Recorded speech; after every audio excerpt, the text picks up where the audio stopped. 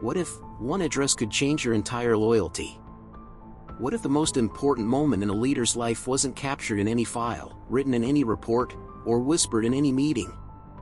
In this video, we take you back to the late 1970s, before the press conferences, before the parades, before the presidency, when a young intelligence officer named Vladimir Putin received an assignment with no origin and no records. No explanation. No contact. Just an address. An apartment that didn't officially exist. No one lived there. No one died there. And yet, something inside it shaped everything that came after. This isn't about espionage or politics. It's about the kind of silence that builds a man. What happens when the absence of answers becomes the test itself? And what does it mean to be chosen not for what you know, but for what you don't ask? Stay with us, as we open a door that history never logged. And step into the apartment with no records. The address that shouldn't exist. It began, like many things in that era, with a sealed envelope. It was late winter in Leningrad, 1979. The air had that sharp, metallic taste of thawing ice and old concrete. Vladimir sat alone at his desk in the regional KGB office, the lamp casting a dull cone of light onto the documents he'd been organizing for the past 3 hours. The room smelled of dust and cigarette smoke, a scent that seemed to cling to every corridor of the agency's old stone building. He was still a junior officer, not yet trusted with major assignments.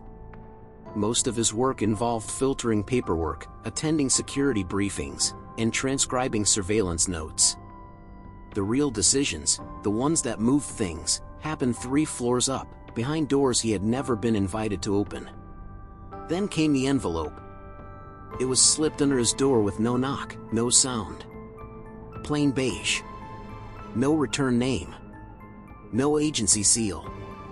Just a typewritten label that read, "Urgent. Internal transfer. Agent V, Putin only." Inside, one address, scribbled by hand on a thin card. Ulitsa Nashchokinsky 3, Apartment 8. Authorization level, not registered. There was no mission directive, no contact name, no signature. Just that address, and a sentence printed in all caps. "Do not discuss this with anyone." Putin checked the internal directory. Nothing. No listing for the street. No apartment. No agents assigned there. He asked the records clerk about it, casually, in passing, and received only a puzzled shrug. "Never heard of it," the clerk muttered, already turning back to his files. That night, Putin took the train south. The address wasn't far. Tucked in one of the older quarters near the river, just beyond the tourist maps and party lines. He walked the last 6 blocks on foot, his breath forming little clouds that vanished before they reached the sky. He found the building easily enough.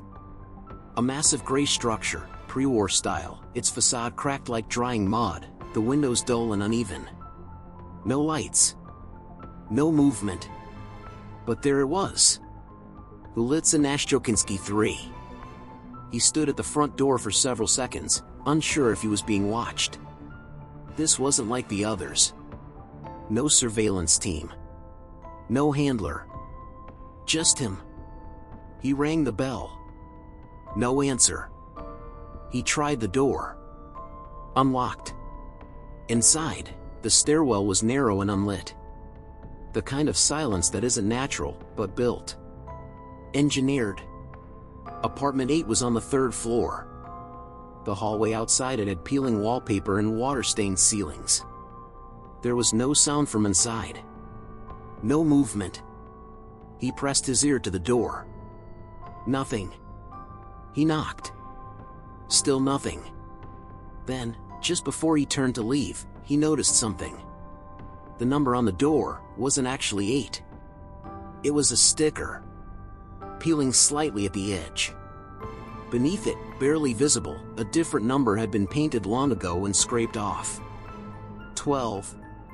He stood there a moment longer. Then turned the handle. Unlocked. The apartment inside was empty. No furniture. No dust. No sign of life. But it wasn't abandoned. The floors were clean. The air, too still. As if it had just been vacuumed. The wallpaper looked new. The lights worked. The window was sealed shut from the outside. It wasn't being used. It was being preserved. Where do you hide nothing? Vladimir didn't move at first. He just stood there, staring into the stillness of the room. His breath felt too loud, his heartbeat too sharp. The apartment didn't feel abandoned, just withheld.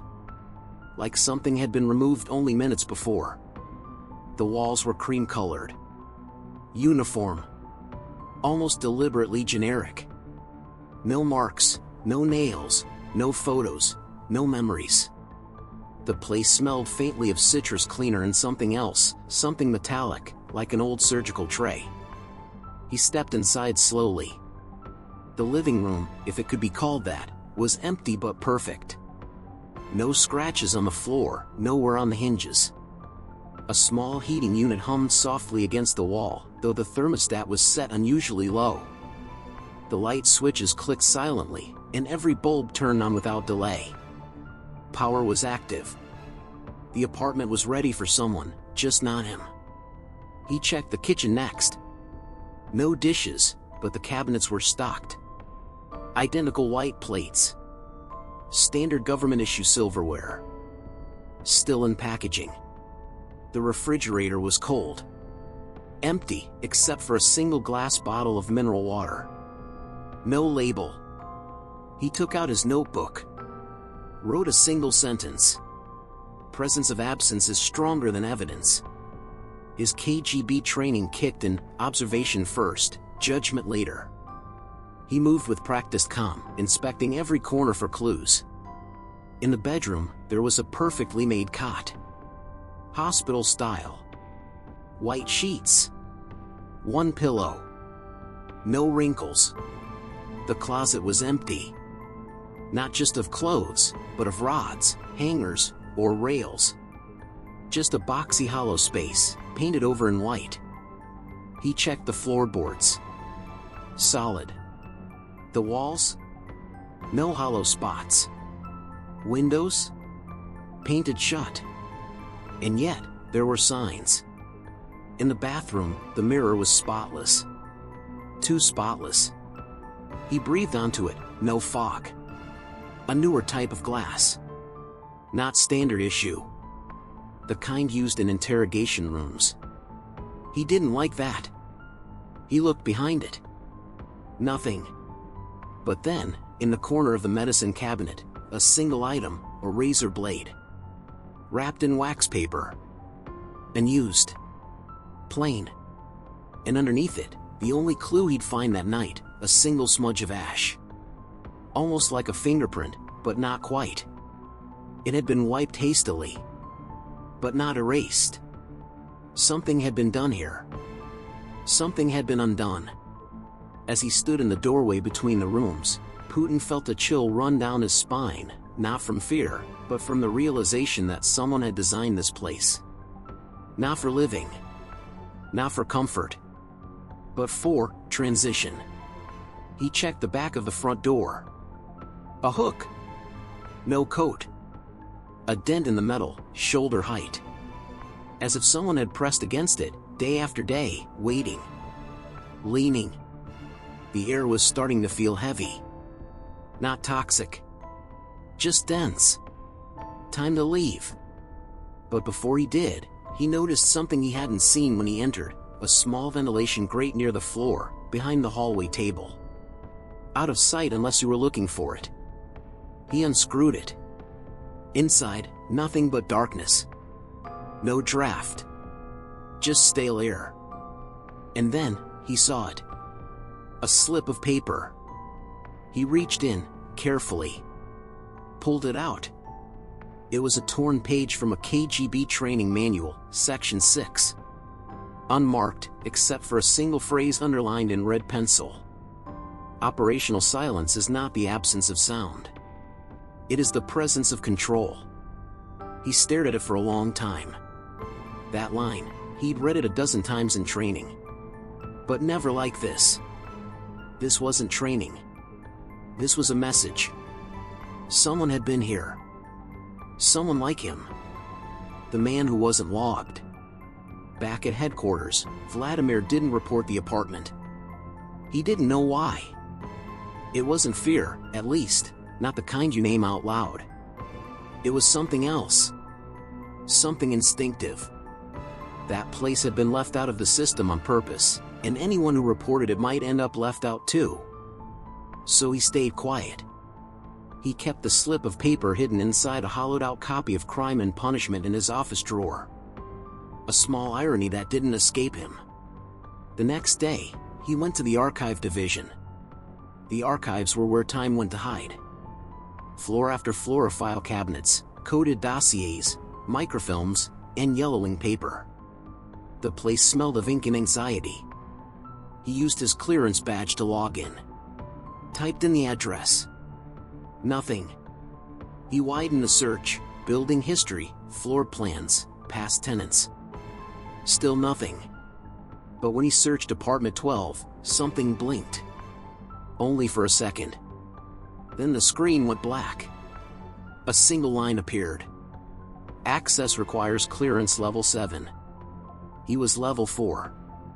That was 2 above his current access, and 3 levels above what any junior officer should ever see. He logged out immediately. For the rest of the day, he went through routine assignments with half his mind elsewhere. That night, he returned to the apartment. This time, he brought gloves and a flashlight. It was exactly as he'd left it. Only one thing had changed. On the kitchen table, placed neatly and without dust, was a folder. Unmarked. Plain manila. He opened it slowly. Inside, a single photo. Black and white. Grainy. Taken from a high angle. It showed a man, middle-aged, clean-cut, wearing a KGB officer's coat, sitting on the same cot that Vladimir had seen in the apartment. The photo had no timestamp, no label, no ID number. But what caught Putin's attention wasn't the man's face. It was his posture. The man was staring directly at the camera. Not surprised. Not caught off guard. He was waiting for it. Behind him, on the wall, the same cream-colored paint. And on the wall, barely visible in the upper right corner, a mark. Not a stain. Not a crack. A symbol. Vladimir leaned closer. It was a triangle, small, almost like a chalk drawing. The kind used in field training for watch points. But it was upside down. He turned the photo over. Blank. Nothing written. He placed it back in the folder. Suddenly, he felt something shift in the room. He turned off his flashlight and stood still. A second passed. Then another. Then, the heating unit clicked off. Not powered down. Not unplugged. Disabled. Someone had cut the feed. Putin didn't wait. He checked the window. Still sealed. He moved to the door, but as he reached for the handle, he heard it. A click. From the hallway. Not loud. Just intentional. He opened the door fast. Empty hallway. He scanned both ends. Nothing but the dim, flickering lights. But just before he stepped out, he looked down. A single cigarette butt. Still smoking. Fresh. Someone had just been there. And whoever they were, they didn't want to be seen. The conversation with no words. He didn't sleep that night. Instead, Vladimir returned to the apartment just before dawn, this time with no flashlight and no folder in hand. Whatever game this was, it wasn't over, and whoever had left that cigarette was either watching him, or wanted him to think they were. The air in the apartment was colder than before. The heater didn't switch on this time. The silence felt different. Not like absence. Like breath held in. He retraced his steps. Every room looked exactly the same. Nothing missing, nothing added, except for one thing. The cot.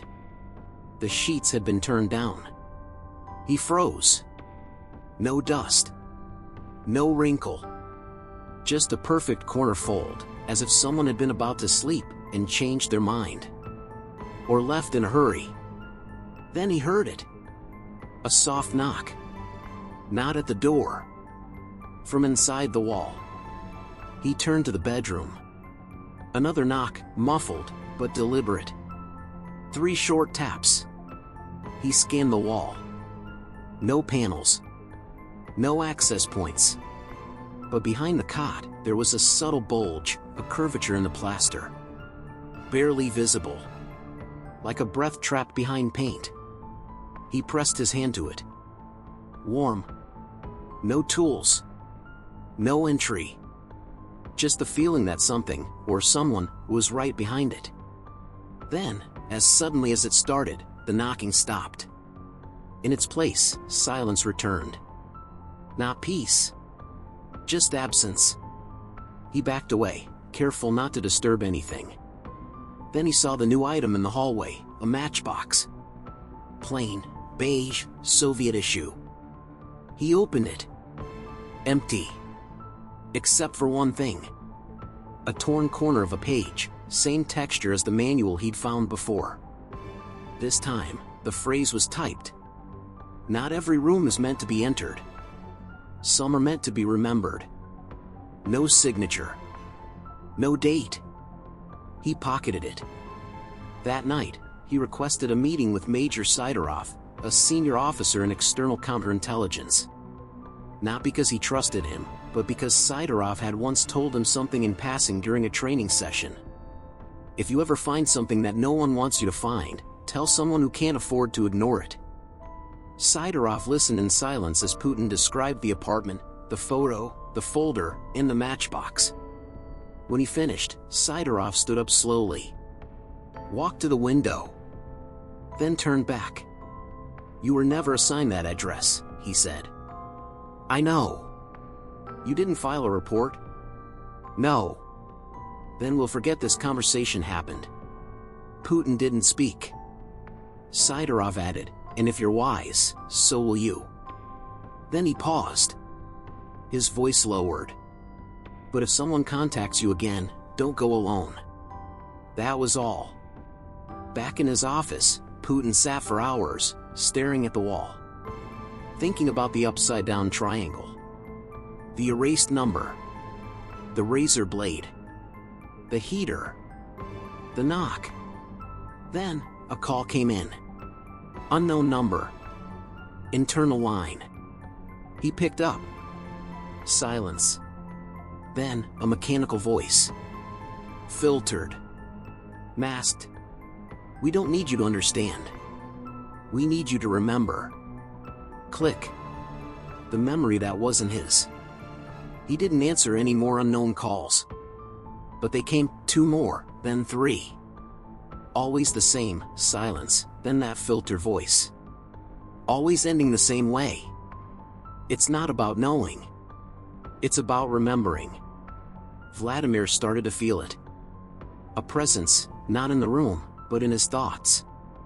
He found himself walking differently, checking mirrors twice, memorizing faces he passed on the street. Not out of fear. Out of calculation. Who had built that apartment? Not what it was, but who it was for. He returned one last time. This time with intention. He brought a micro-recorder, notepad, gloves, a concealed camera. But the apartment no longer felt like a site to be explored. It felt like something he was part of now, like a page in a book whose words were still being written. Everything was as before. Almost. The razor blade was gone. The manual page from the vent, gone. The cot, stripped. And the matchbox he'd pocketed the day before now had a twin. On the windowsill. Just sitting there. Empty. He opened it. Inside, a photo. Not black and white. Color. Modern. Taken just days ago. It was of him. standing in the hallway, just outside apartment 8. Someone had photographed him. But not from the stairs. The angle was higher, above the door frame. A hidden lens. They'd been watching since the beginning. He felt the chill, not from the room, but from inside his own mind. He turned toward the vent. Unscrewed it again. A note waited. Typed, taped to the inside wall.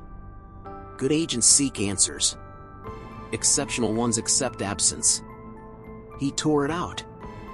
Looked around once more. Every corner, every seam, every inch of plaster. Then, for the first time, he sat on the cot. The walls hummed. Not with sound. With memory. That's when he realized the truth. The apartment didn't exist in the system not because it was a secret, but because it wasn't supposed to exist at all. It was a rehearsal space. A psychological stage. A test. Not for skill. For silence. How long would it take for him to speak? To report? He hadn't. And that was the real file being written. Not on paper. But in him. The real note wasn't what he had found. It was what they had found, in him. That night, he received the final envelope. Again, no name. No seal. Inside, a clearance upgrade. Level 7. No explanation.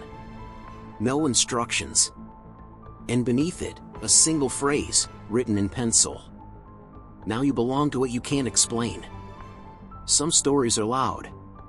They echo in history books, headlines, monuments. But others whisper. They live in empty rooms, unfiled photos, and instructions never spoken aloud. Tonight, we walk through one of those whispers. Not to uncover a grand conspiracy, but to witness how absence itself can shape power. How a man becomes more dangerous not by what he reveals, but by what he chooses to keep buried. If this story made you pause, wonder, or feel that strange chill of something almost remembered, then maybe you're hearing what history tried to forget. Don't forget to like the video, leave a comment, and subscribe for more hidden chapters behind the world's most powerful figures. Your support keeps these stories alive, and lets us keep asking the questions no one else dares to. And one last thing. Remember, sometimes, what's not in the records tells you everything.